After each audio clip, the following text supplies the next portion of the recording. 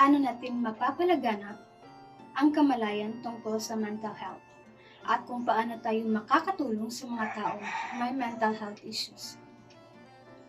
Magandang araw sa inyo. Ako nga pala si Ashley, isang mag-aaral, at sa oras na ito, nais kong ilahad ang ininda kong talumpati patungkol sa mental health at kung paano tayo makakatulong sa mga taong may mental health issues o mga taong nakakaranas nito. Bawat isa sa atin ay may kanya-kanyang problema. Ito man ay malaki o maliit.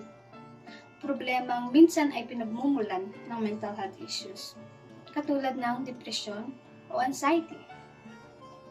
Hindi natin alam o minsan ay hindi natin matukoy kung may pinagdadaanan bang isang tao, sapagkat ito ay kanilang ininilihim o ayaw nilang malaman ito ng iba. Ang mental health ay seryoso at dapat natin itong bigyang pansin at huwag baliwalain.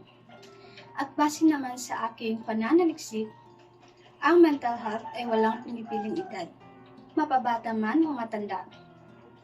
Ito rin ay nakakaapekto sa pag-iisip ng isang tao. Ang mental health naman ay maaaring maagapan. At bawat isa sa atin ay may kakayahang tumulong. Kailangan nila ang ating gabay, pag-unawa, at suporta. At maaari din tayong magbigay payo para sa kanila.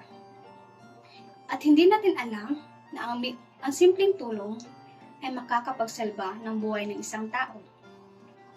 Maaari ring maiwasan ang mental health issues katulad ng pagbibigay oras sa sarili, sa pamilya, o mga kaibigan. Huwag ipalamon ng pagod at stress ang isipan.